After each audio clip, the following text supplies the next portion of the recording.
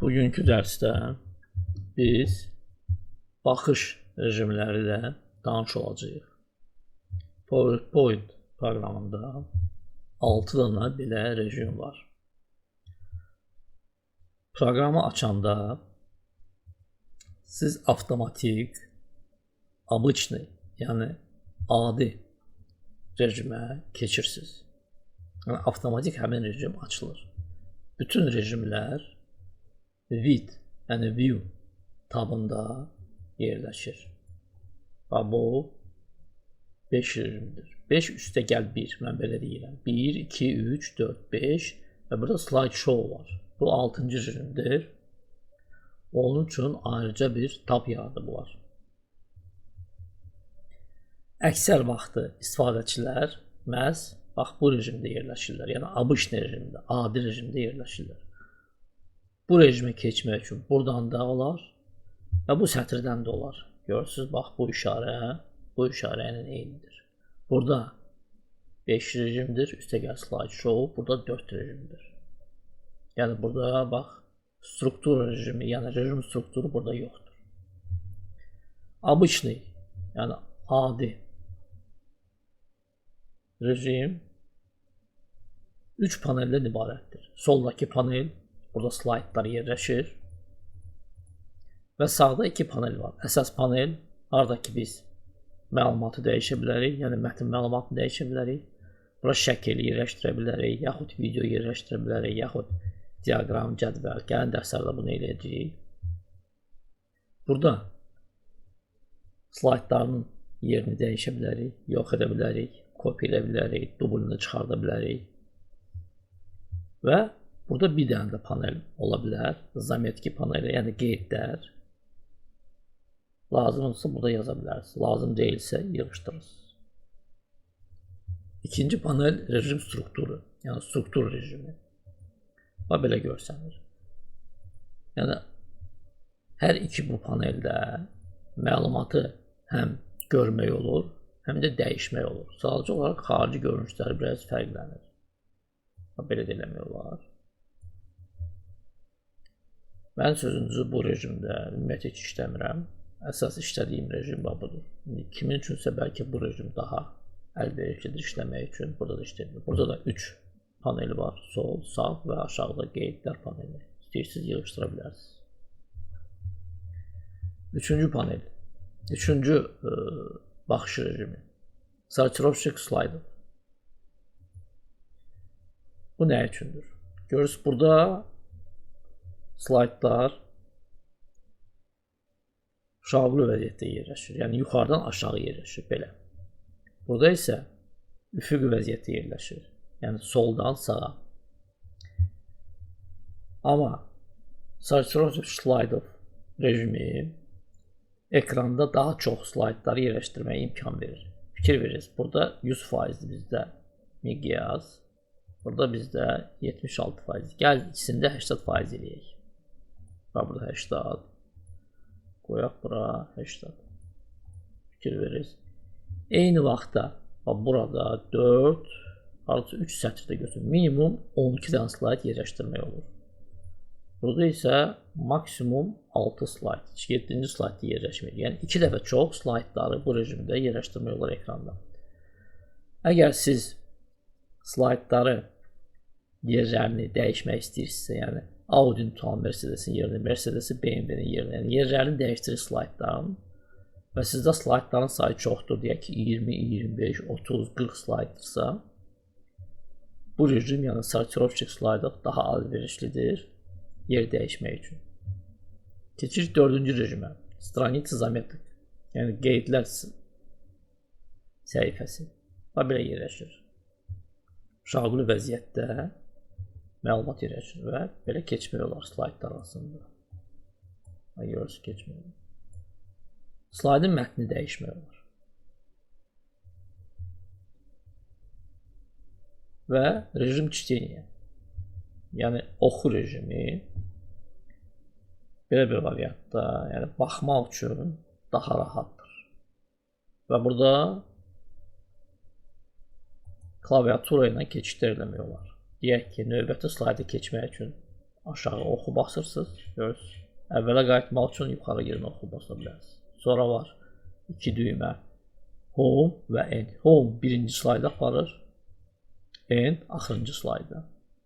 Page up, page down. Bu düymələrdən də istifadə eləmək olar.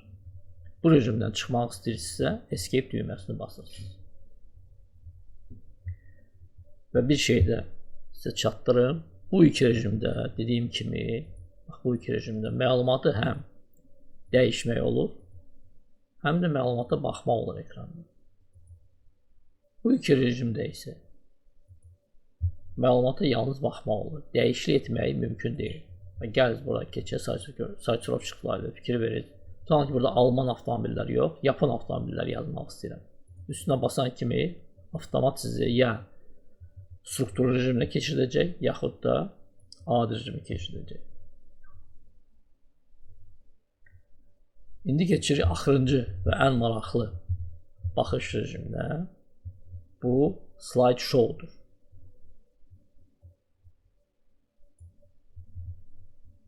Slide show'u keçmək üçün ya gərək bu taba keçəsiz, yaxud buradan bu işarəni basasınız. Fərqi nədir?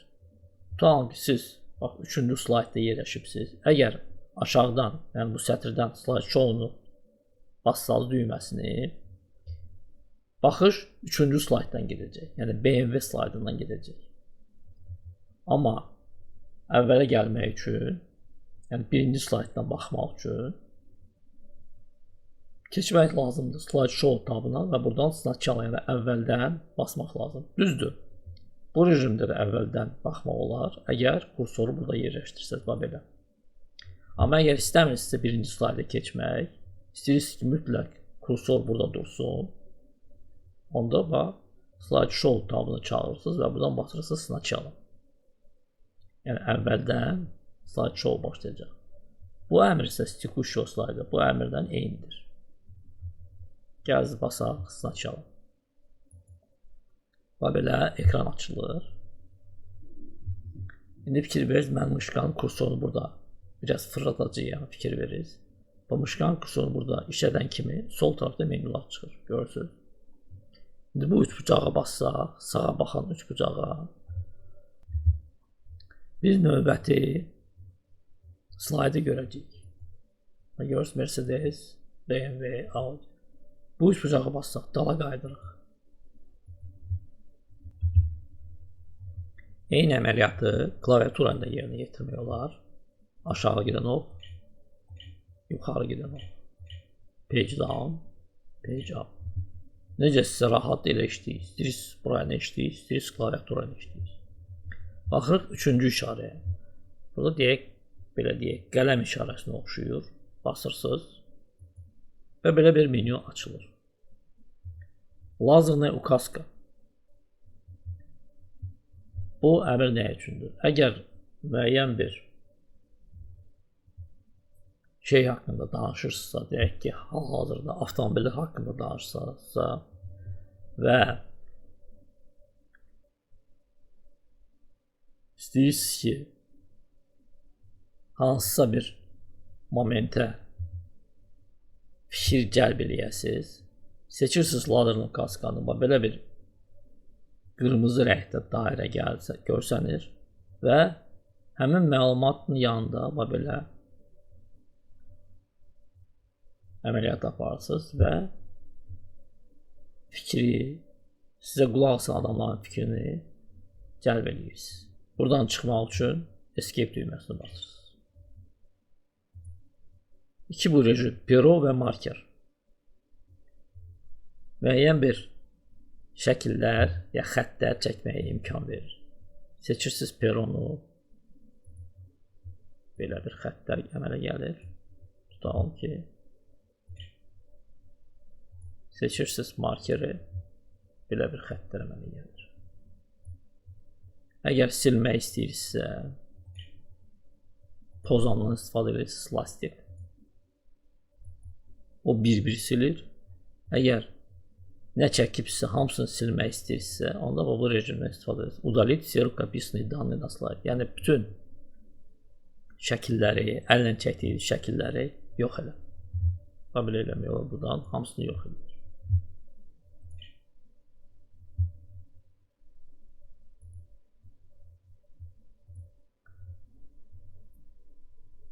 Lazımlı ukaska həmişə qırmızı rəngdə olur. Pero ilə markerin rənglərini dəyişmək olur buradan aşağıdan. Hansı rəngi istəyirsiniz seçə bilərsiniz. Keçirik 4-cü piktoqrama. Bax burada belə 4 bucaq, 2 dənə 4 bucaq şəkli var. Bu piktoqram imkan verir ki, ekranda bütün slaydları yerləşdirəsiniz. Tamam ki, sizdə deyək ki, 20-25 dənə slayd var. Siz tamam ki 3-cü slayda yerləşib sizə və sizə lazımdır ki, deyək ki 17-ci slayda keçəsiniz. Bir-bir oxla keçmək rahat deyil. Onda həmin o 4 bucaq piktoqramı basırsınız. Slaydlar ekranda görsənir və burada nömrəsinə uyğun 17-ci slayda keçirsiniz. Yaxud şəkilə uyğun lazım olan slayda keçirsiniz. Buradan çıxmaq üçün dağa qayıda bilərsiniz. Yaxud escape düyməsini basa bilərsiniz. Böyüdücü şüşə, lupa basırsınız və müəyyən hissəni, yəni slaydın müəyyən hissəsini böyüdə bilərsiniz. Muşkanın sol düyməsini basırsınız və həmin hissə böyüyür. Dala qaytarmaq üçün yaxud muşkanın sağ düyməsini basırsınız, yaxud da escape düyməsini basırsınız. Onda ekran yerində köhnə vəziyyətini alır. Və axırıncı piktoqram və ən maraqlı piktoqram belə deyək 3 nöqtə piktoqramıdır. Yəni dairənin içində 3 nöqtədir. Basırıq bunu. Və burada belə bir menyu açılır.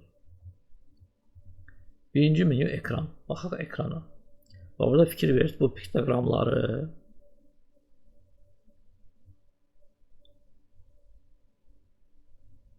onları ekrandan yığışdırmaq olur. Gəl baxaq bura parametre strelok. Gəl bunu mən yığışdırım.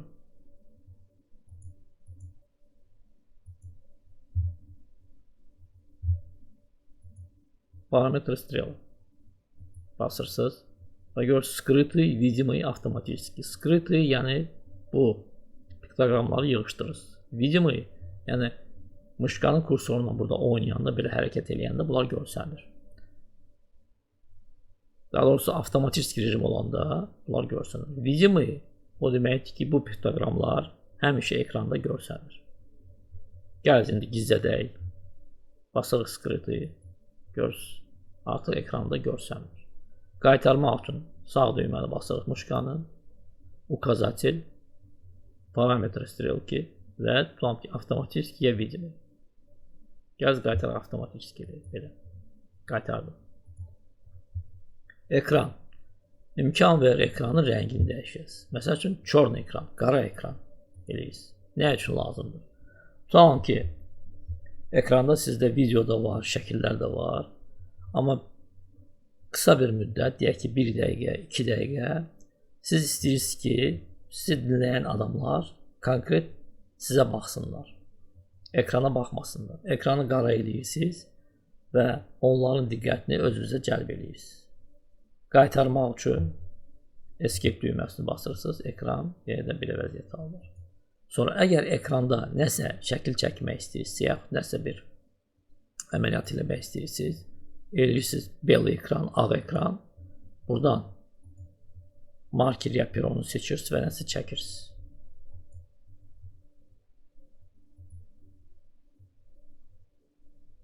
Əgər tutalım ki, kompüter nəsə başqa yerdə eləmək istəyirsinizsə, burada çağıra bilərsiniz. Otovrazit panel zadaç.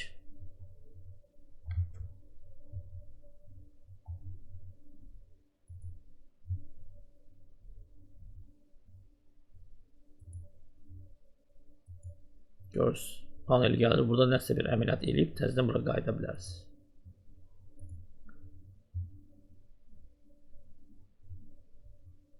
Spravka bu arayış ala bilərsiniz. Nəsə aydın deyilsə iş barəsində buradan oxuya bilərsiniz. Zavrşit показ, yəni slaydı işini qutarsınız. Slayd show-nun işini qutarsınız. Və axırıncı burada bir menyu var. Показать rejim dokladчика. Yəni məruzəçi rejimini göstər. Basırsınız. belə bir ekran açılır. Orada slaytların göstərir artıq. Rahatdır. Burada 3-cü slayt, 4-cü slayt dala qayıda bilərsiniz. Burada görürsünüz həmin o qələm işarəsinə qayıda bilərsiniz. Pero, lazer noktaska seçə bilərsiniz. Burada bütün slaytlara baxa bilərsiniz. Deyək ki, belə görürsünüz. Bütün o əvvəlki rejimlərin hamısına buradan keçid eləmək olar. Axırda əgər slide show-nu qurtarmaq istəyirsinizsə, basırsınız burada Zavershit slide show və qayıdırsınız PowerPoint prezentasiyasına. Bununla bugünkü dərsimiz yekunlaşır. Bugünə bu qədər. Təşəkkürlər.